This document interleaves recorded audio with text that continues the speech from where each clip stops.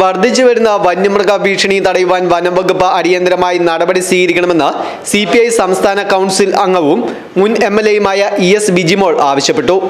വന്യമൃഗ ആക്രമണങ്ങളെ തുടർന്ന് 50ഓളം വിലപ്പെട്ട മനുഷ്യജീവനുകളാണ് ഇതുവരെ നഷ്ടപ്പെട്ടിരിക്കുന്നത്. നൂറുകണക്കിന് ആളുകൾ പരിക്കേറ്റ് ചികിത്സയിൽ കഴിയുകയാണ്. നിരവധി പേർ ചലനശേഷി പോലും നഷ്ടപ്പെട്ട് ശയ്യാവലംബരായി തീർന്നു കഴിഞ്ഞു.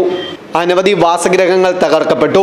വിസ്തൃതമായ കൃഷിഭൂമിയാകെ വന്യമൃഗങ്ങൾ കയ്യേറി നശിപ്പിക്കുകയാണ്. ഇതിനെതിരെ അടിയന്തരമായി നടപടി സ്വീകരിക്കുവാൻ വനം വകുപ്പ് തയ്യാറാകണമെന്ന് ES ബിജിമോൾ ആവശ്യപ്പെട്ടു.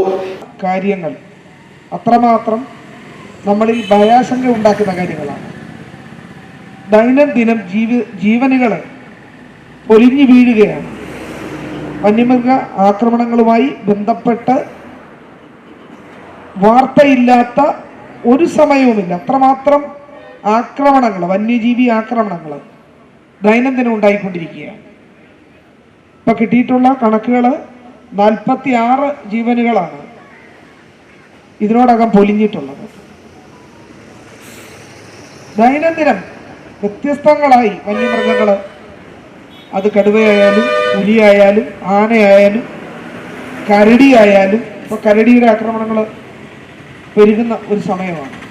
CPI മുണ്ടക്കയം മണ്ഡലം കമ്മിറ്റിയുടെ ആഭിമുഖ്യത്തിൽ എരുമേലി ഫോറസ്റ്റ് റേഞ്ച് ഓഫീസിലേക്ക് നടത്തിയ പ്രതിഷേധ മാർച്ചും ധർണയും ഉദ്ഘാടനം ചെയ്ത് സംസാരിക്കുകയായിരുന്നു ES ബിജിമോൾ. CPI കോട്ടയം ജില്ലാ കൗൺസിൽ അംഗം VJ കുര്യാക്കോസ് അധ്യക്ഷത വഹിച്ചു. CPI സംസ്ഥാന കൗൺസിൽ അംഗം OPS സലാം, മണ്ഡലം സെക്രട്ടറിയും ജില്ലാ പഞ്ചായത്ത് അംഗവുമായ ശുഭേഷ് സുധാകരൻ തുടങ്ങിയവർ പ്രസംഗിച്ചു. News bureau, Mundakayam.